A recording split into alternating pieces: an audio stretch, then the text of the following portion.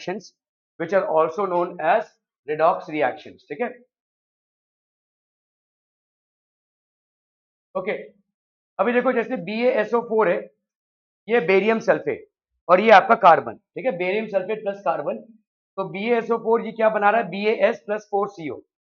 ध्यान से देखो यहाँ पे, अगर मैं देखूं यहाँ पे तो BaSO4 का ऑक्सीजन चला गया जिसकी वजह से ये Bas हो गया, ठीक है, तो ऑक्सीजन इज लॉस्ट, और ऑक्सीजन लॉस के प्रोसेस को अपन क्या बोलते हैं, रिडक्शन, ठीक है, ओके यहाँ पे कार्बन है जिसने ऑक्सीजन गेन किया है, सो यहाँ पे ऑक्सीजन एडेड, इसको अपन बोलेंगे ऑक्सीडेशन, ठीक है, so if I were to write this as oxidation, oxidation किसका हो रहा है बोलो, ऑक्सीडेशन हो रहा है किसका, कार्बन, ठीक है, रिडक्शन किसका हो रहा है, रिडक्शन किसका हो रहा है, reduction is barium sulphate, reduction is barium sulphate. Oxidising agent कौन हो जाएगा, ऑक्सीडाइजिंग एजेंट जिसका रिडक्शन हो रहा है वही ऑक्सीडाइजिंग एजेंट होगा, तो BaSO4, ठीक है, रिड्यूसिंग एजेंट कौन होगा, which one will be the reducing agent, this will be carbon, ठीक है, oxidation, reduction, oxidising agent and reducing agent. Are we clear to this one people? Okay okay okay, तो oxidising agent ये हो गया reducing agent.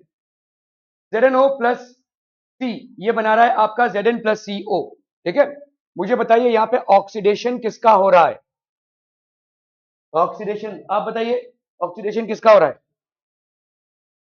मैं तो कल नहीं आया था, लेकिन नहीं आया था तो वीडियो देखना था, आप बताइए किसका ऑक्सीडेशन किसका हो रहा है, C का, ओके, तो यहाँ पे O2 प्लस हो रहा है ना, गेन, तो ये हो गया आपका oxidation, this is basically oxidation, ठीक है, ऑक्सीजन माइनस किसका हो रहा है, इसका, तो ये हो जाएगा आपका reduction, this will be reduction, ठीक है, तो ऑक्सीडेशन किसका हो रहा है बोलो, जिंक, सॉरी आपका कार्बन का, रिडक्शन किसका हो रहा है, रिडक्शन किसका हो रहा है, जिंक ऑक्साइड का, ऑक्सीडाइजिंग एजेंट कौन है, oxidising agent is zinc oxide and reducing agent is carbon, copper नहीं है ये, कार्बन, ठीक है, clear clear, are we clear on this one, okay, तो oxygen lost obviously reduction, carbon में ऑक्सीजन गेन्ड है तो दिस विल बी ऑक्सीडेशन, ठीक है, ऑक्सीडाइजिंग एजेंट, रिड्यूसिंग एजेंट।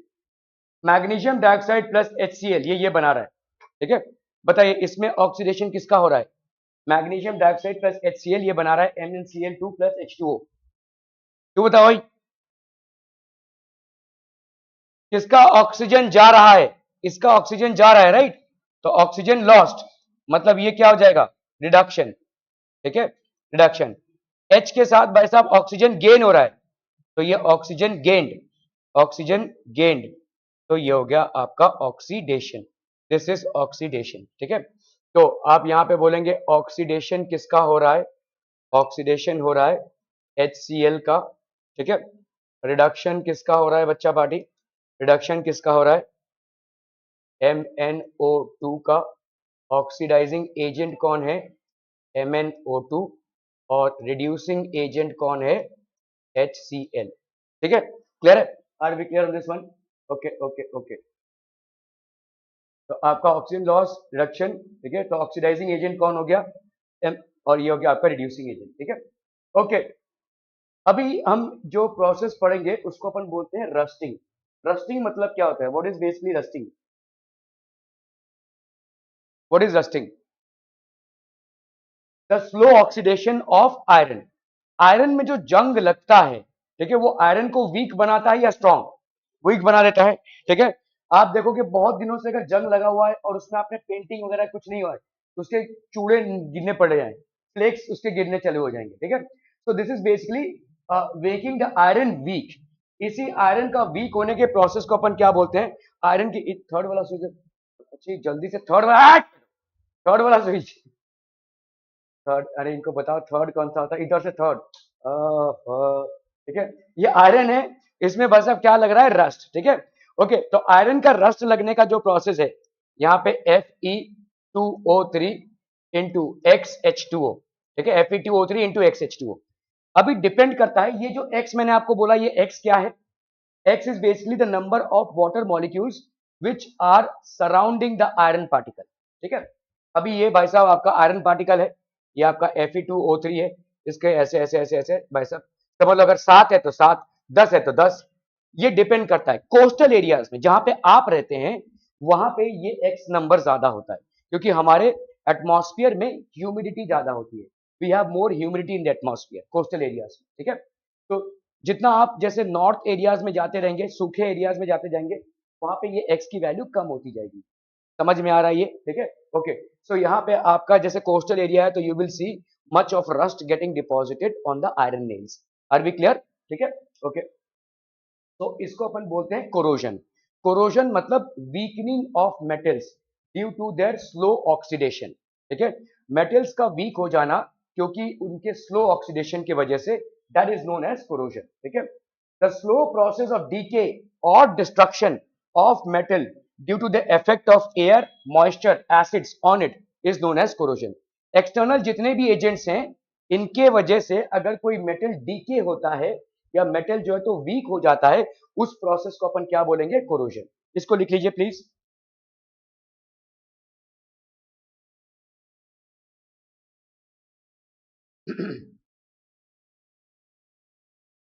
क्या बोल रहे हैं? साइड आ जाओ, अच्छा।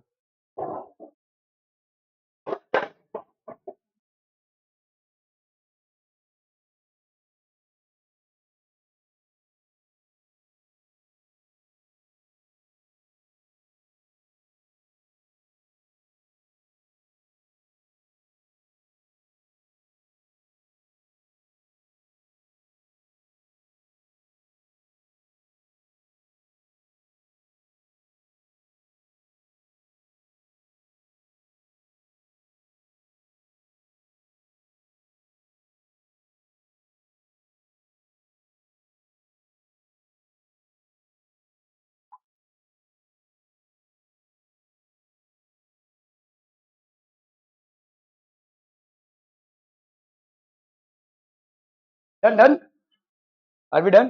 Okay okay okay. Due to effect of moisture, a layer of reddish brown color is deposited over surface of iron called rest। इसका फॉर्मूला क्या होता है? इसका फॉर्मूला होता है Fe2O3। प्रॉपर फॉर्मूला लिख लीजिए XH2O। अब ये X कुछ भी हो सकता है, 1 2 3 4 5 6 7, ये आपका होता है रस्ट ड्यू टू मॉइस्चर। इसका रस्ट का फॉर्मूला ये लिख लीजिए Fe2O3 into XH2O। इसको भी लिख लीजिए, due to effect of moisture a layer of reddish brown colour, a layer of, ये देखो आपको दिख रहा है यहाँ पे रेडिश ब्राउन कलर है, is deposited over surface of iron and this is called as rust, ठीक है, this is called as rust। its chemical formula is Fe2O3 into XH2O।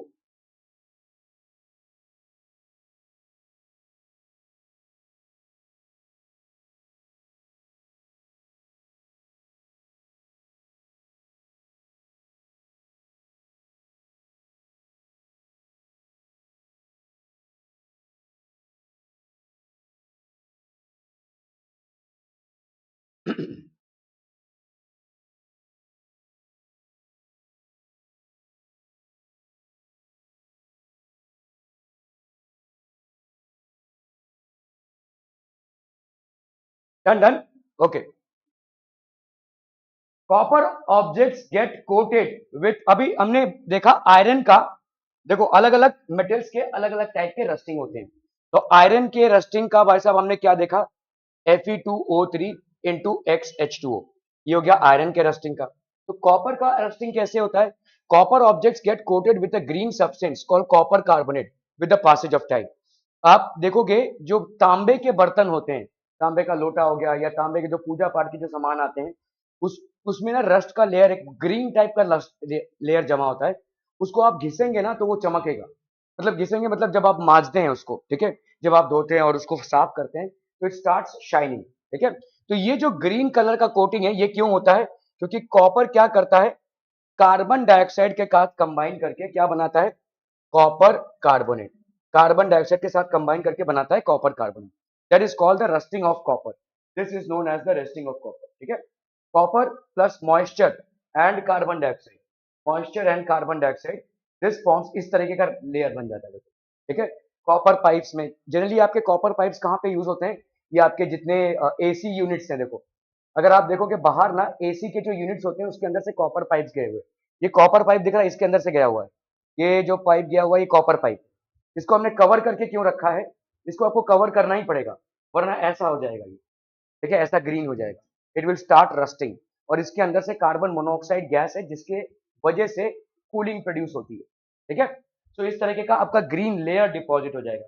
तो copper plus moisture and carbon dioxide will get you deposited a layer of this is copper carbonate. So copper objects get coated with a green substance called copper carbonate. ये copper carbonate जो है, this copper carbonate, इसका formula बच्चा party लिख लीजिए, copper carbonate is CuCO3, ठीक है, CuCO3 copper carbonate with the passage of time, इसको लिख लीजिए।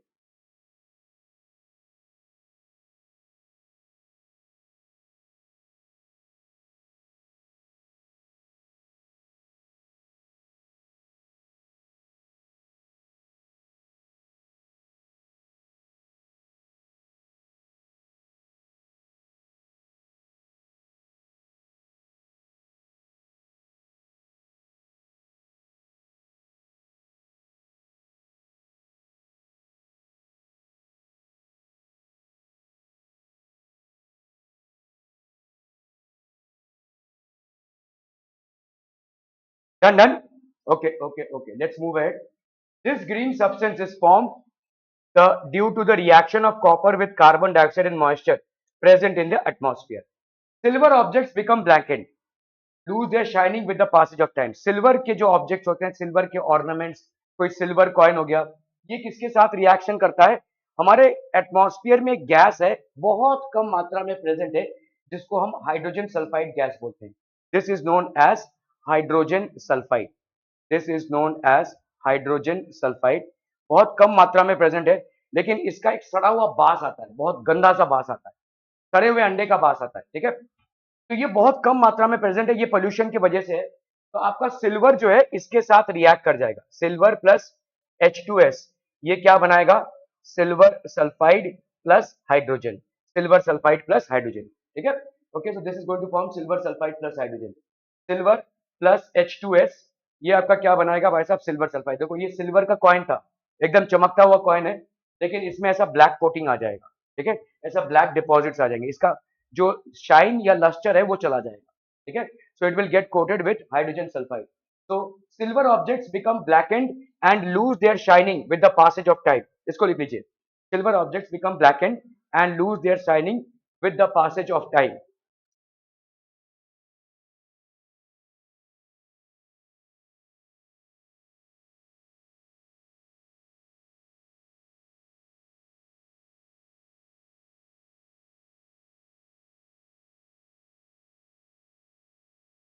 Done, okay.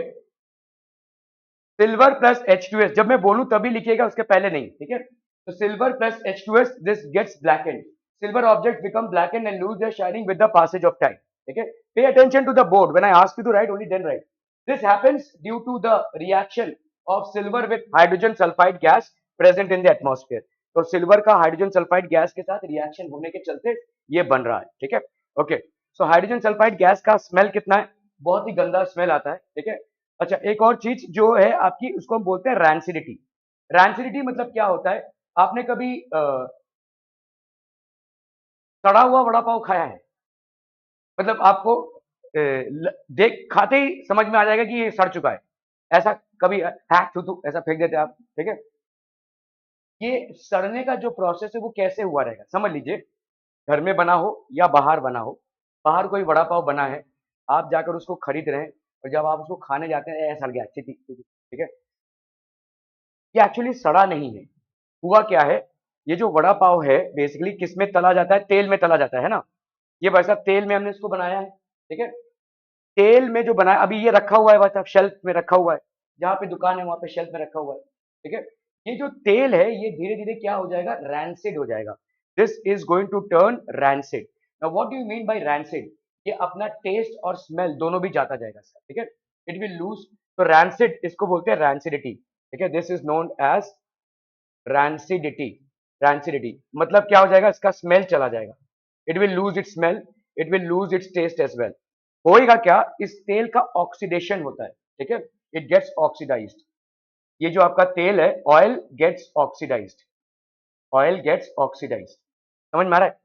घर में आपने देखा रहेगा जो हम तेल यूज करते हैं वो बॉटल में ऐसे क्लोज रहता है ना, या कवर रहता है। अगर उस तेल को आप ओपन रख देंगे तो वो भी रैंसिड हो जाएगा, वो ऑक्सीडाइज हो जाएगा। और ऑक्सीडाइज तेल से अगर कोई भी खाना आप बनाएंगे उसमें स्मेल आए, बर्बाद नहीं हुआ है लेकिन वो अनकंज्यूमेबल रह जाएगा, वो बेकार स्मेल आएगा। That is called oxidation of oil. This slow oxidation of oil is known as rancidity. ये जो स्लो प्रोसेस से ऑयल का ऑक्सीडेशन होता है इसको अपन बोलते हैं rancidity. when oil and fats when oil and fats are oxidized or even allowed to stand for a long time they become rancid।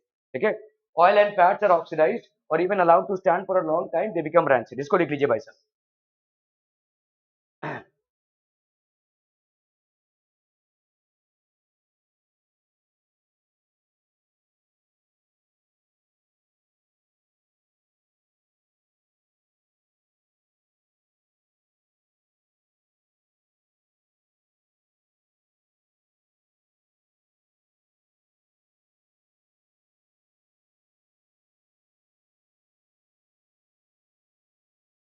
when oil and fats are oxidized or even allowed to stand for a long time they become rancid।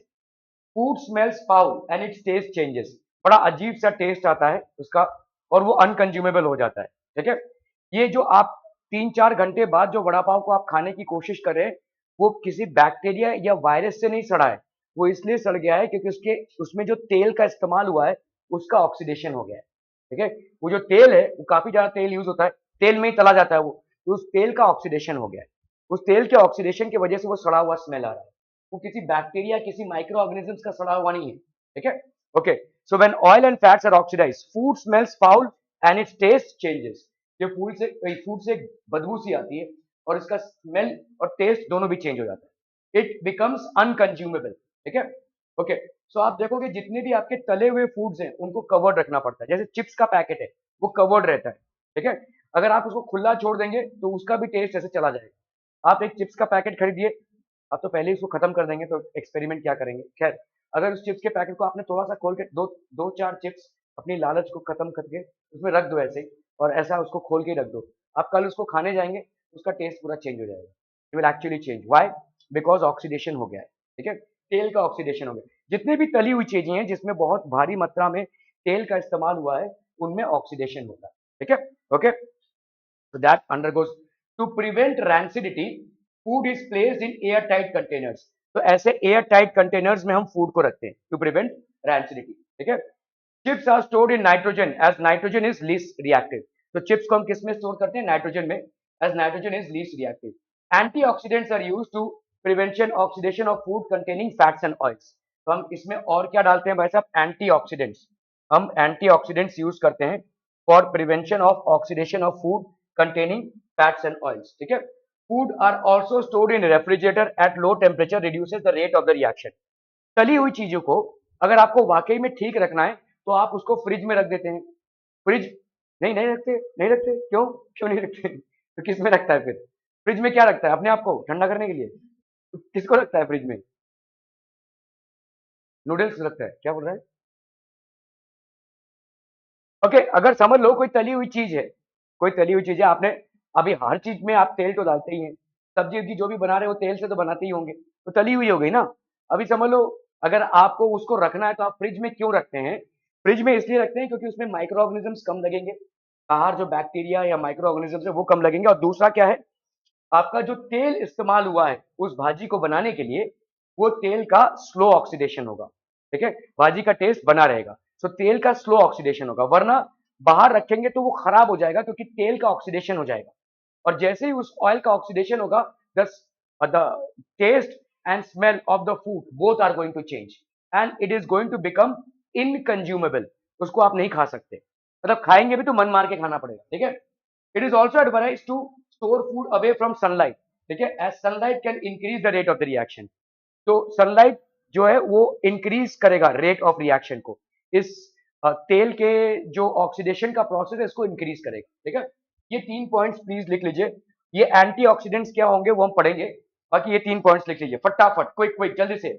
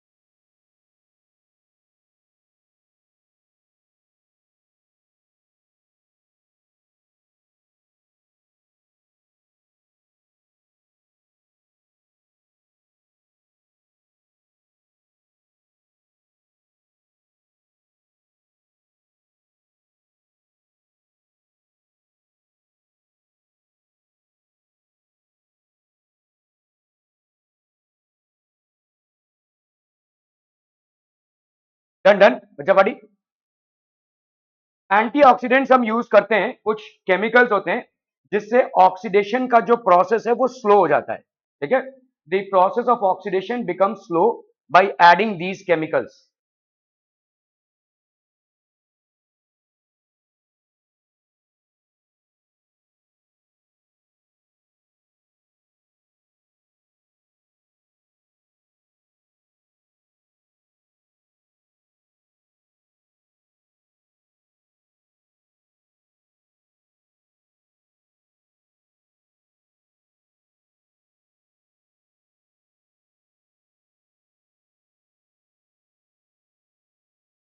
Done done. Okay, so this basically completes your chapter on chemical reactions and equations. Any questions you have? कौनो question है तो फिर मेरे questions देंगे हम, ठीक है। Okay, so we will practice questions बच्चा बॉडी।